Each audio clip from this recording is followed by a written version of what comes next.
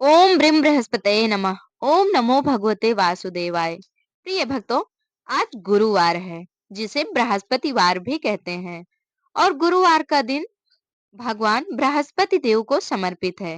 तो आइए आज की वीडियो में हम गुरुवार के दिन बृहस्पतिवार व्रत की यानी कि गुरुवार व्रत की संपूर्ण कथा का श्रवण करते हैं। इस कथा को सुनने से बृहस्पति देव बहुत ही जल्द प्रसन्न हो जाते हैं और अन्न धन से भंडार भर देते हैं। तो वीडियो में लास्ट तक बने रहें और संपूर्ण बृहस्पतिवार व्रत कथा का श्रवण करें और बृहस्पति देव की कृपा भी प्राप्त करें। तो चलिए शुरू करते हैं देवताओं के गुरु बृहस्पति देव की कथा। आप सभी इस कथा को संपूर्ण सुनिए ताकि संपूर्ण लाभ मिले। अथ श्री बृहस्पतिवार व्रत कथा प्रारंभ। भारतवर्ष में एक प्रतापी और दानी राजा राज्य करता था। वह नित्य गरीबों और ब्राह्मणों की सहायता करता था। यह बात उसकी रानी को अच्छी नहीं लगती थी। वह ना ही गरीबों को दान देती, ना ही भगवान का पूजन करती थी और राजा को भी दान देने से मना किया करती थी। एक दिन राजा शिकार खेलने वन को गए हुए थे, तो रानी महल में अकेली थी। उसी समय बृहस्पति देव साधु वेश में राजा के महल में भिक्षा लेने के लिए गए और भिक्षा मांगी। रानी ने भिक्षा देने से इनकार किया और कहा, हे साधु महाराज, मैं तो दान पुण्य से तंग आ गई हूँ। मेरा पति सारा धन लुटाते रहते हैं। मेरी इच्छा है कि हमारा धन नष्ट हो जाए, फिर ना रहेगा बांस, ना ही बजेगी बांसुरी। साधु ने कहा, देवी तुम तो बड़ी विचित्र हो। धन संतान तो सभी चाहते हैं, पुत्र और लक्ष्मी तो पापी के घर भी होने चाहिए। यदि तुम्हारे पास अधिक धन है तो भूखों को भोजन दो, प्यासों के लिए प्याऊ बनवाओ, मुसाफिरों के लिए धर्मशालाएं खुलवाओ। जो निर्धन अपनी कुंवारी कन्याओं का विवाह नहीं कर सकते, उनका विवाह करा दो। ऐसे और कई काम हैं जिनके करने से तुम्हारा यश लोक परलोक में फैलेगा। परंतु रानी पर उपदेश का कोई प्रभाव न पड़ा। वह बोली, महाराज आप मुझे कुछ न समझाएं। मैं ऐसा धन नहीं चाहती जो हर जगह बांटती फिरूं। साधु ने उत्तर दिया, यदि तुम्हारी ऐसी इच्छा है तो तथास्तु। तुम ऐसा करना कि बृहस्पतिवार को घर लीप कर पीली मिट्टी से अपना सिर धोकर स्नान करना, भट्टी चढ़ाकर कपड़े धोना। ऐसा करने से आपका सारा धन नष्ट हो जाएगा। इतना कहकर वह साधु महाराज वहां से आलोप हो गए। साधु के अनुसार कई बातों को पूरा करते हुए रानी के को केवल 3 बृहस्पतिवार ही बीते थे कि उसकी समस्त धन संपत्ति नष्ट हो गई। भोजन के लिए राजा का परिवार तरसने लगा। तब एक दिन राजा ने रानी से बोला कि हे रानी, तुम यहीं रहो, मैं दूसरे देश को जाता हूँ। क्योंकि यहाँ पर सभी लोग मुझे जानते हैं, इसलिए मैं कोई छोटा कार्य नहीं कर सकता। ऐसा कहकर राजा परदेश चला गया। वहां वह जंगल से लकड़ी काट कर लाता और शहर में बेचता। इस तरह वह अपना जीवन व्यतीत करने लगा। इधर राजा के परदेश जाते ही रानी और दासी दुखी रहने लगी। एक बार जब रानी और दासी को 7 दिन तक बिना भोजन के रहना पड़ा, तो रानी ने अपनी दासी से कहा, हे दासी, पास ही के नगर में मेरी बहन रहती है, वह बड़ी धनवान है। तू उसके पास जा और कुछ ले आ ताकि थोड़ी बहुत गुजर बसर हो जाए। दासी रानी की बहन के पास गई। उस दिन गुरुवार था और रानी की बहन उस समय बृहस्पतिवार की कथा सुन रही थी। दासी ने रानी की बहन को अपनी रानी का संदेश दिया, लेकिन रानी की बड़ी बहन ने कोई उत्तर नहीं दिया। जब दासी को रानी की बहन से कोई उत्तर नहीं मिला तो वह बहुत दुखी हुई और उसे क्रोध भी आया। दासी ने वापस आकर रानी को सारी बातें बता दी। यह सुनकर रानी ने अपने भाग्य को कोसा। उधर रानी की बहन ने सोचा कि मेरी बहन की दासी आई थी, परंतु मैं उससे नहीं बोली, इससे वह बहुत दुखी हुई होगी। कथा सुनकर और पूजन समाप्त करके वह अपनी बहन के घर आई और कहने लगी, हे बहन, मैं बृहस्पतिवार का व्रत कर रही थी। तुम्हारी दासी मेरे घर गई थी, परंतु जब तक कथा होती है तब तक ना तो उठते हैं और ना ही बोलते हैं, इसलिए मैं नहीं बोली। कहो दासी, क्यों गई थी?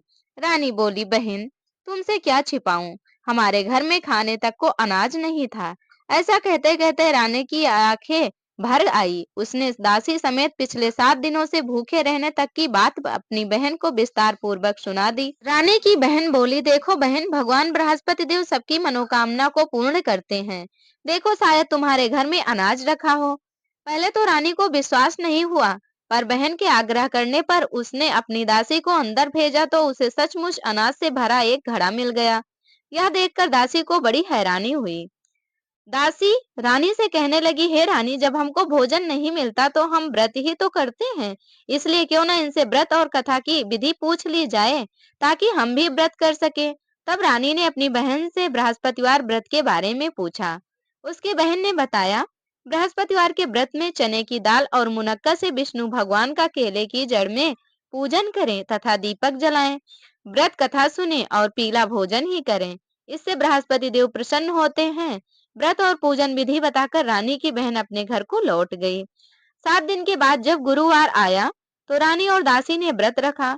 खुरसाल में जाकर चना और गुड़ लेकर आई, फिर उससे केले की जड़ तथा विष्णु भगवान का पूजन किया। अब पीला भोजन कहाँ से आए, इस बात को लेकर दोनों बहुत दुखी थी। क्योंकि उन्होंने व्रत रखा था, इसलिए बृहस्पति देव उनसे प्रसन्न थे। इसलिए वे एक साधारण व्यक्ति का रूप धारण कर 2 थालों में सुंदर पीला भोजन दासी को दे गए।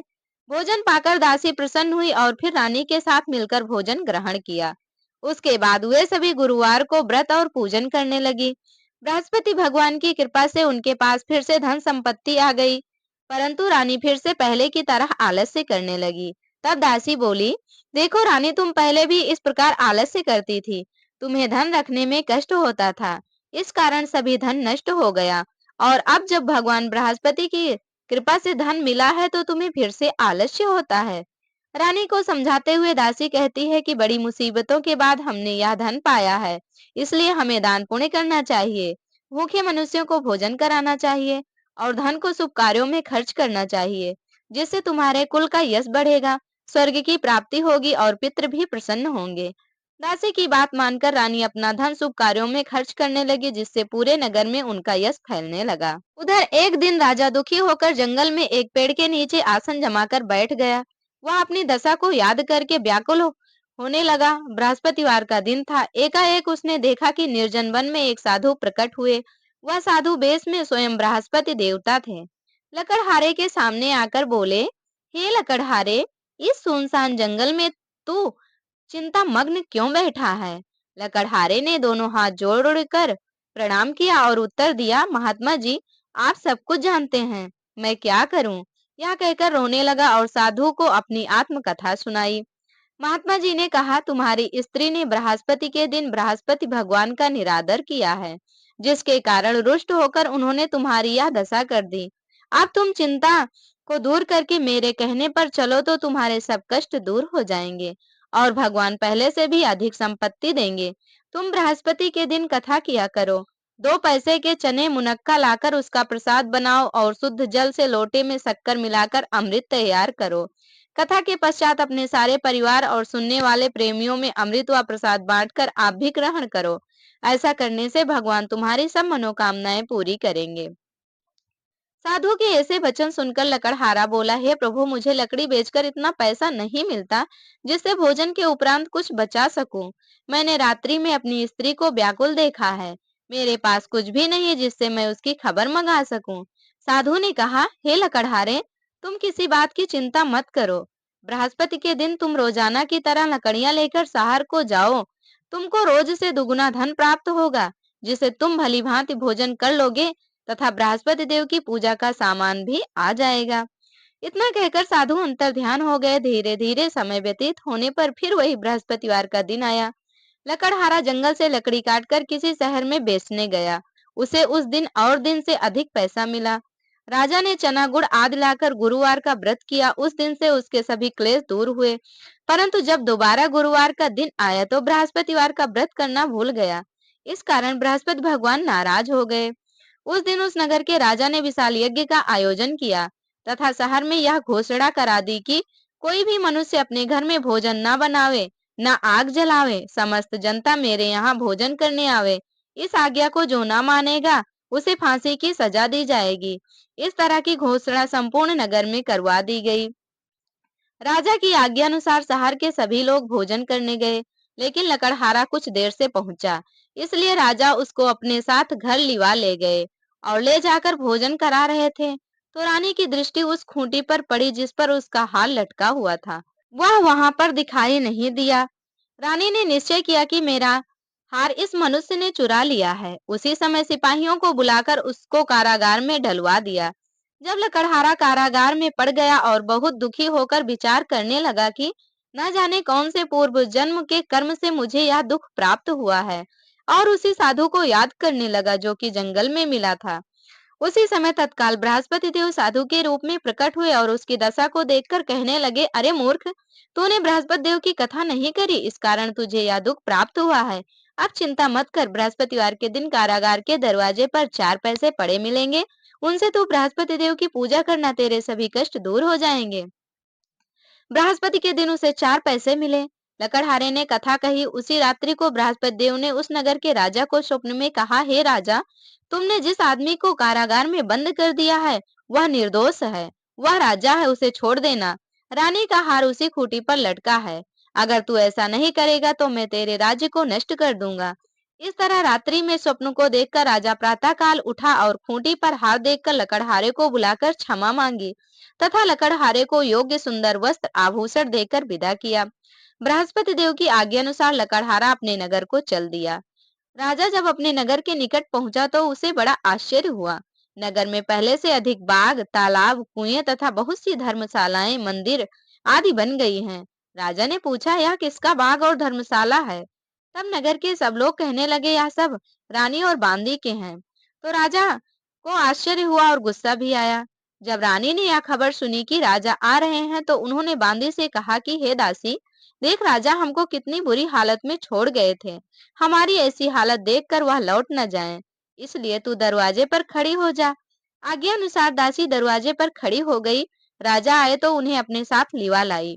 तब राजा ने क्रोध करके अपनी रानी से पूछा कि यह धन तुम्हें कैसे प्राप्त हुआ है? तब उन्होंने कहा, हमें यह सब धन बृहस्पति देव के इस व्रत के प्रभाव से प्राप्त हुआ है। राजा ने निश्चय किया कि 7 रोज बाद तो सभी बृहस्पति देव का पूजन करते हैं, परंतु मैं प्रतिदिन दिन में 3 बार कहानी तथा रोज व्रत किया करूंगा। अब हर समय राजा के दुपट्टे में चने की दाल बंधी रहती तथा दिन में 3 बार कहानी कहता। एक रोज राजा ने विचार किया कि चलो अपनी बहन के यहाँ हो आवे। इस तरह निश्चय कर राजा घोड़े पर सवार हो अपनी बहन के यहाँ को चलने लगा। मार्ग में उसने देखा कि कुछ आदमी एक मुर्दे को लिए जा रहे हैं। उन्हें रोककर कहने लगा, अरे भैया, मेरी बृहस्पति देव की कथा सुन लो। वे बोले, लो, हमारा तो आदमी मर गया है, इसको अपनी कथा की पड़ी है। परंतु कुछ आदमी बोले, अच्छा कहो, हम तुम्हारी कथा भी सुनेंगे। राजा ने दाल निकाली और जब कथा आधी हुई कि मुर्दा हिलने लग गया और जब कथा समाप्त हो गई तो राम राम करके वह मनुष्य उठकर खड़ा हो गया। आगे मार्ग में उसे एक किसान खेत में हल चलाता मिला। राजा ने उसे देखा और उससे बोले, अरे भैया, मेरी तुम बृहस्पतिवार की कथा सुन लो। किसान बोला, जब तक मैं तेरी कथा सुनूंगा तब तक 4 हरैया जोत लूंगा, जा अपनी कथा किसी और को सुनाना। इस तरह राजा आगे चलने लगा। राजा के हटते ही बैल पछाड़ खाकर गिर गया तथा किसान के पेट में बड़ी जोर का दर्द होने लगा। उस समय उसकी माँ रोटी लेकर आई। उसने जब यह देखा तो अपने पुत्र से सब हाल पूछा और बेटे ने सभी हाल कह दिया। तो बुढ़िया दौड़ी दौड़ी उस घुड़सवार के पास गई और उससे बोली कि मैं तेरी कथा सुनूंगी, तू अपनी कथा मेरे खेत पर चलकर ही कहना। राजा ने बुढ़िया के खेत पर जाकर कथा कही, जिसके सुनते ही वह बैल उठकर खड़े हुए तथा किसान के पेट का दर्द भी शांत हो गया। राजा अपनी बहन के घर पहुंचा। बहन ने भाई की खूब मेहमानी की। दूसरे रोज प्रातःकाल राजा जगा तो वह देखने लगा कि सब लोग भोजन कर रहे हैं। राजा ने अपनी बहन से कहा, ऐसा कोई मनुष्य है जिसने भोजन नहीं किया हो, मेरी बृहस्पतिवार की कथा सुन ले। बहन बोली, हे भैया, यह देश ऐसा ही है कि यहाँ पहले लोग भोजन करते हैं, बाद में अन्य काम करते हैं। अगर कोई पड़ोस में हो तो देखाऊं। वह ऐसा कहकर देखने चली गई, परंतु उसे कोई ऐसा व्यक्ति नहीं मिला जिसने भोजन ना किया हो। वह एक कुम्हार के घर गई जिसका लड़का बीमार था। उसे मालूम हुआ कि उनके यहाँ 3 रोज किसी ने भोजन नहीं किया है। रानी ने अपनी भाई की कथा सुनने के लिए कुम्हार से कहा। वह तैयार हो गया। राजा ने जाकर बृहस्पतिवार की कथा कही, जिसको सुनकर उसका लड़का ठीक हो गया। अब तो राजा की प्रशंसा होने लगी। एक रोज राजा ने अपनी बहन से कहा कि बहन, हम अपने घर को जाएंगे, तुम भी तैयार हो जाओ। राजा की बहन ने अपनी सास से कहा। सास ने कहा, हाँ चली जा, परंतु अपने लड़के को लेकर मत जाना, क्योंकि तेरी भाई की कोई औलाद नहीं है। बहन ने अपनी भैया से कहा, हे भैया, मैं तो चलूंगी, पर कोई बालक नहीं जाएगा। राजा बोला, जब कोई बालक नहीं चलेगा तो तुम ही क्या करोगी? बड़ी दुखी मन से राजा अपने नगर को लौट आया। राजा ने अपनी रानी से कहा, हम निर्वंशी हैं, हमारा मुंह दिखाने का धर्म नहीं है, और कुछ भोजन आदि नहीं किया।